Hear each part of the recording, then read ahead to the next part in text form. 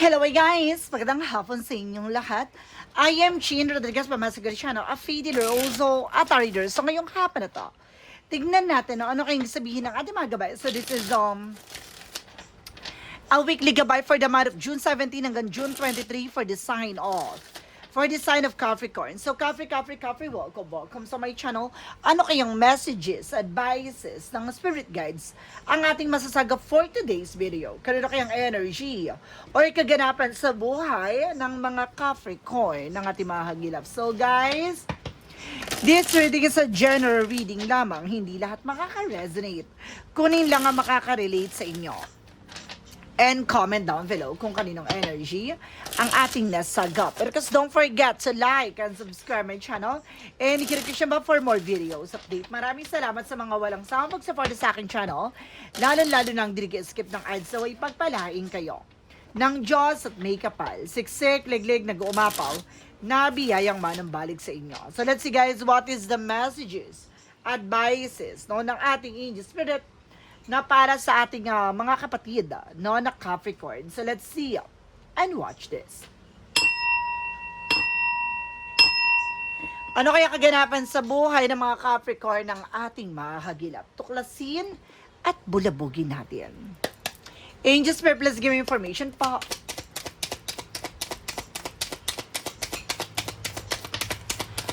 Oh, there's a Five of Wands. So there's something competitors, complications, no? Maaring may mga arguments, no, na maaring nagaganap or magaganap, no, sa mga susunod na araw, no? May mga bagay na maaring magbigay ng komplikasyon sa iyo. Or malalaman mo na kung ano man yung bagay na nagdadala ng problema or komplikasyon sa situations mo. Let's see, additional messages. Represent with the Nine of Pentacles. Now, you have a potential for abundance. The Nine of Pentacles, there's something independent. Now, there's something potential for abundance. There's something, a blessing coming in. So, maraming bagay na maaaring magdadala sa'yo ng paglago. No, kaya mong, kumbaga matupad na naman yung bagay na iyong ninanais, lalo-lalo na sa material things. Now, dahil, meron lang talaga dito na maaaring gumagawa ng eksena na para magkaroon ng komplikasyon sa bawat eksenang gagawin mo. Something like that, no? Sitwasyon man yan. And there's a Six of Swords. There's a transition. So, may mga bagay din dito na unti-unti na makakaalis sa hindi maganda sitwasyon. Na may mga bagay na unti-unti ka na makakabangon. Na may pagbabagong maaaring mangyari. And of course, there's something guys with a Ten of Wands, something burden. So, there's something in obligation, responsibilities, and overloaded. No? Puno ng obligation, responsibilidad na maaari nagpapabigat sa sitwasyon mo. No? Kailangan mo ng mabago. No? Alin yung kailangan mabago? No? I feel something yung maling sistema. Maling sistema, how to handle, no, your things, like manage your finances, no, profit, salaries. No? Now, let's see what is the additional messages. And there is a Knight of Swords. Now, there's a success driver. So, maaaring magtatagumpay ka. Bibilis daw ang takbo ng sitwasyon. No, maaaring may mga bagay na maa-achieve ka dito. Matutupad mo. Maaaring maisa sa katuparan mo mangyayari. Additional messages. Angel Spirit. There's a Moon card. Now, there's something revelation. May mga bagay din na marireveal. Na maraming bagay na maaaring matutuklasan mo dito sa situations na to. Maraming bagay na maaaring mabubulabog. Maraming bagay na maaaring magbibigay, no, ng kasagutan sa iyong mga katanungan. The Moon card, something, a dream coming through at the same time. Now, what is the Five of Wands? Ito yung gusto ko malaman, Angel Spirit. What is the Five of Wands? Angel Spirit, let's give information. The Five of Wands service with the Eight of Cups. Okay. There's an abandonment. So, kailangan mo makawala from that situation, guys. You need to let go. Surrender, no? Kung may mga bagay na hindi na nakakatulong at hindi nagsiserve sa'yo, you need to let go. Something, surrender these things. No? Or these situations, no? Dahil, hindi siya maaaring mag-work. O meron dito ba, oh my God, may nasansin na ako with the other side. No, meron daw dito hindi maka-move on, gumagawa ng komplikasyon, or gumagawa ng eksena sa'yo. There's a competitors. So, kakapitensya. No? I feel meron ako na sense din dito na parang there's a competition about sa situations mo, for about sa business or sa trabaho, na para umalis ka dyan, no? Para bumagsak ka dyan. There's a Nine of Pentacles represented with the Three of Pentacles, no? There's something, a collaboration. Mag-ingat ka sa mga tao na kakasalamuha mo. No, dahil some of them, no, yung mga taong nakakasalamuha mo, yung mga taong lason sa sitwasyon mo. No, like I mean na parang, kumbaga meron diyang tao sa paligid mo na maaring nakakakuha ng information sa'yo, tapos yun pala yung mga tumasabotay sa bawat eksena mo, or maaring may ginagawa siya behind your back. And there's a Five of Swords. No, there's something self-sabotage. Nagkakaroon ng self-sabotage not because of your action and decision, and even your verbal expression. So, like I mean na parang pinapakita dito na there's a Six of Swords, there's a transition. Baguhin mo na yung maling sistema mo, no, sa pagbibigay ng impormasyon sa ibang tao. Mas maganda yung ikaw yung tumatanggap kasi ikaw yung nagbibigay. No, kasi nagkakaroon ng self-sabotage kasi nalalaman niya yung mga galawan mo, nalalaman niya yung mga bagay na dapat mong gawin. No, nauunahan ka na niya na sabotahihin ito or gumawa ng eksena towards you. What is the Ten of Wands?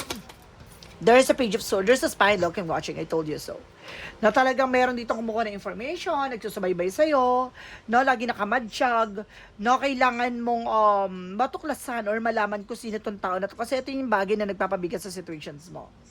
What is the Knight of Swords? There's a Queen of Cups. Ay, babae. No, there's something emotional intelligent. Magaling siya magdrama, guys. Itong babae na to, magaling siya magdrama, magaling siya magpaikot, no, ng emosyon. No, ang galing niyang paikutin ka sa eksena na to, no, na parang apektado siya, gato ganyan. So there's the Moon card represented with the Sun card. No, the Moon and the Sun. So there's something revelation with the Sun card, something truth comes out. So talagang bagay na may mga matutuklasan ka or malalaman ka ngayong linggong to na maaaring magdala sa iyo para magising sa katotohanan or para magising sa kung ano man yung bagay na magsisilbing sagot sa iyong katanungan. What is the Five of Wands and the Eight of Cups? There's a Page of Pentacles. No? There's an invest wisely. So there's a manifestation. May manifest ka. No? Kailangan mo lang talagang kumbaga magigpit ng sinturon, no? Kumbaga meron kang kailangan talagang i-let go dito, yung bagay na hindi nakakatulong sa situations mo. What is the Nine of Pentacles and the Three of Pentacles? Represent with the karma. Ay, ginagawa ka talaga ng sumpa, guys. No, imbis na swerting kami na malas ka. No, that because of this karma. No? No, ginagawa ka dito ng ritual, something potion. No, para malasing ka. No, lahat ng mga mangyari sa'yo, no, ay negativities, no?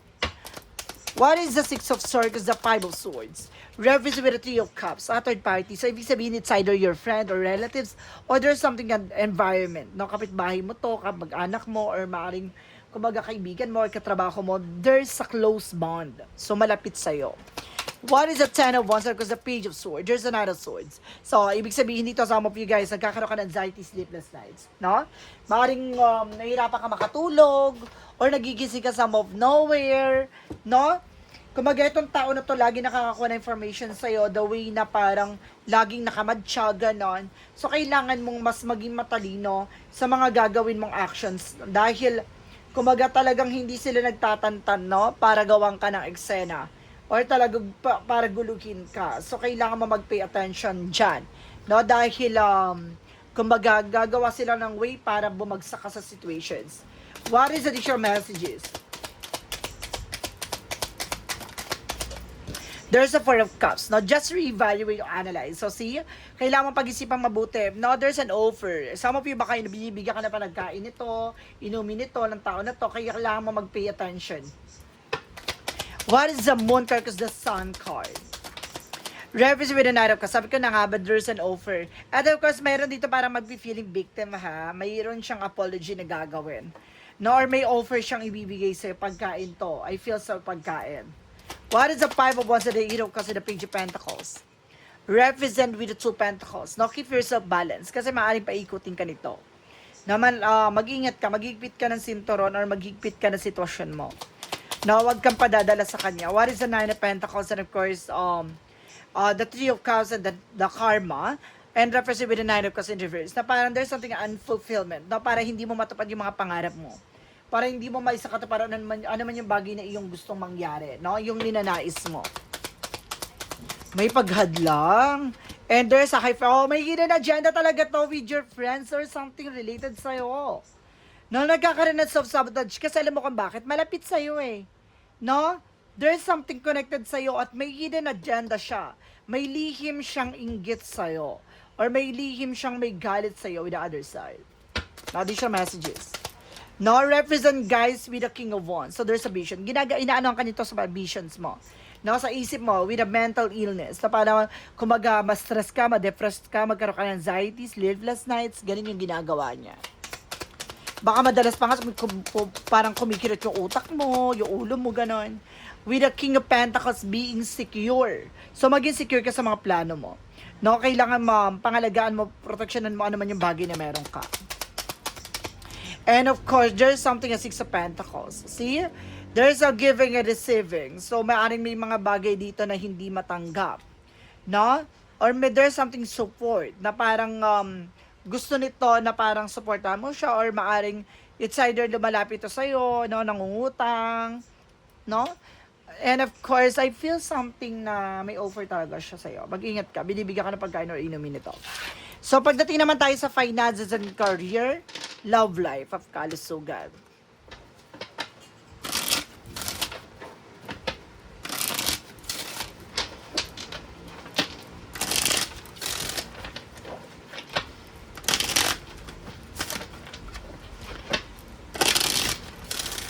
Alamin natin guys, pagdating sa finances and career, love life at kalusugan, angels, please give me information po.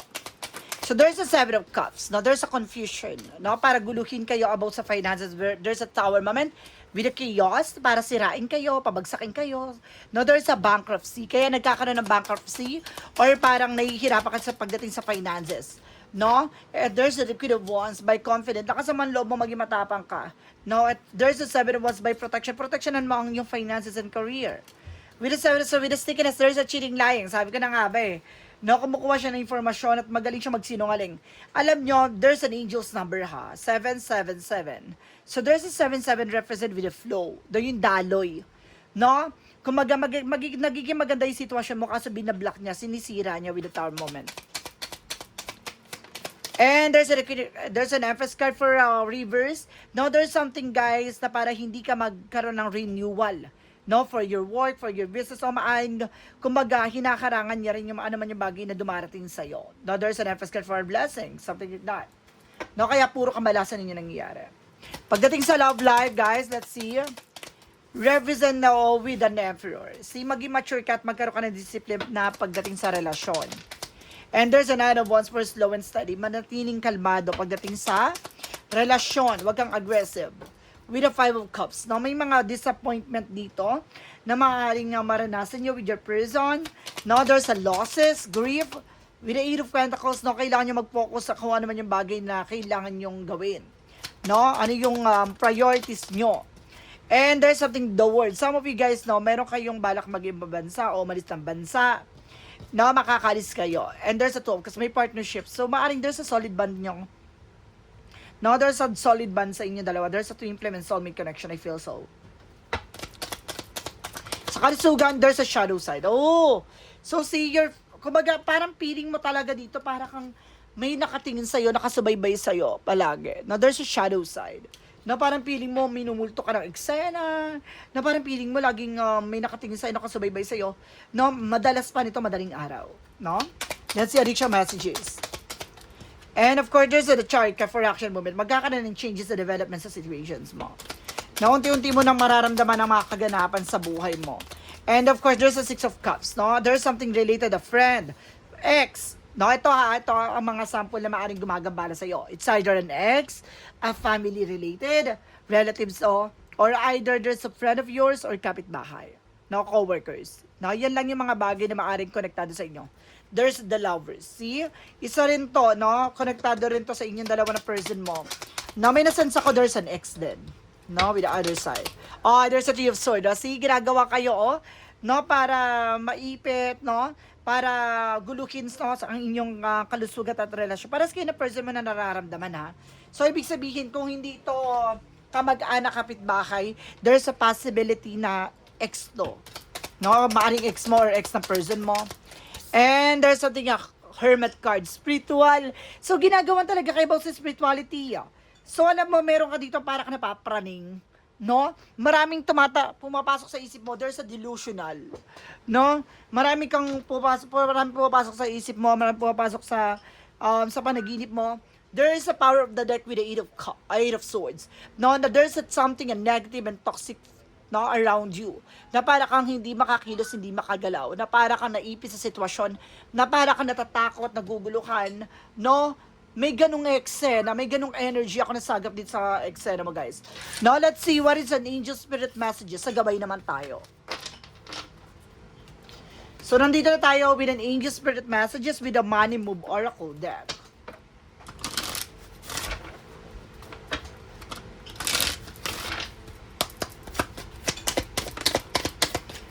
Represent guys with a wrong decision. May mali kang decision dito na nagawa.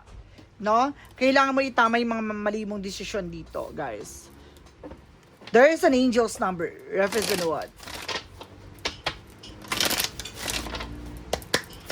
Angel's number represent what? Okay.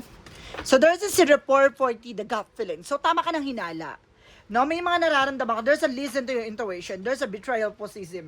No, talagang meron ditong parang pag-traidor. No, meron ditong bagay na kailangan mo makinig sa nararamdaman mo.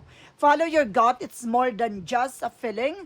Be real with the people and focus on a meaningful relationship.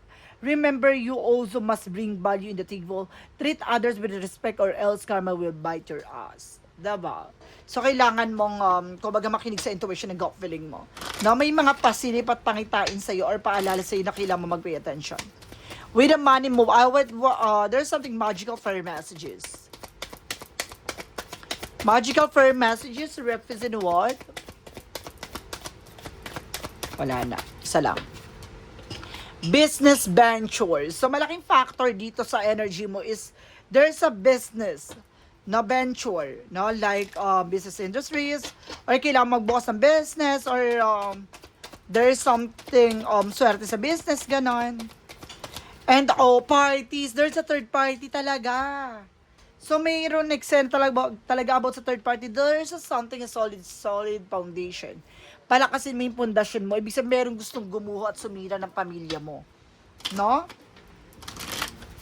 May naiinggit sa relasyon at pamilya mo, guys. What is the romance angels with the Mystic Love Oracle deck? Now, there's a hurting, agonizing pain. Sa maraming bagay, maaring nahihirapan kayo ng person mo, nasasaktan kayo. And there's a third party. So, may third party talaga. So, I feel something third party to sa relasyon na to. No, may third party kasi, dalawa kasing sign ng third party. It's either a friend or family related or an ex. No?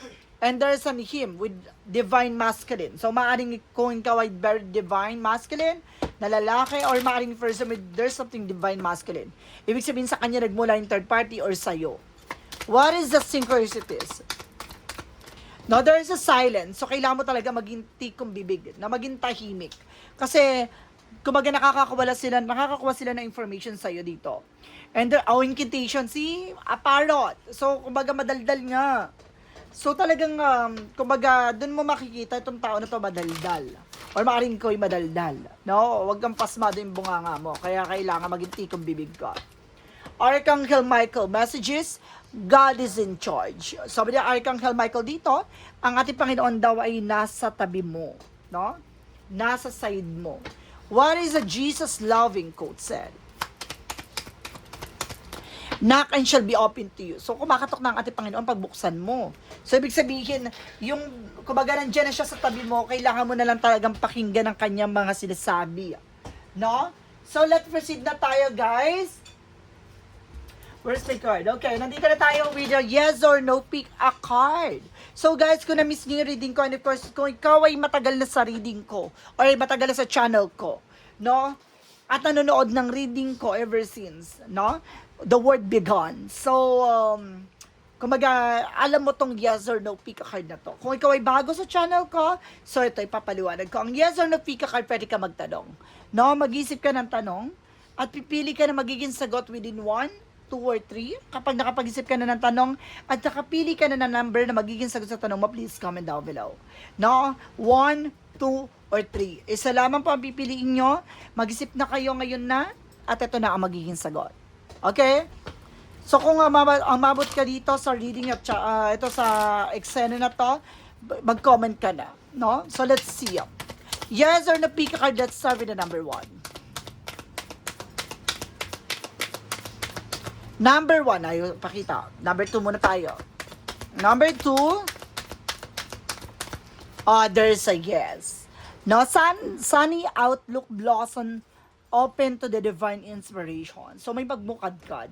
So, ito na, tama ang desisyon mo, tama yung gagawin mo, and there's a yes, no, mamumukadkad at magiging maganda ang bunga nito para sa'yo. No? Number 3, walang sinabi. Okay, dito tayo sa number 1 muna. Let's proceed tayo na number 1. No? Let's continue with the number 1. So, yung number 1 nakapili, ito yung number 2 ha, yes daw. No? Yung sagot sa tanong nyo, number 2, yes. Number 1, there's a no. Feel wrong, bad idea, manipulated, led straight. So, ibig sabihin na mali ka ng desisyon. No? Mali ka ng iniisip. No? Minamanipula ka.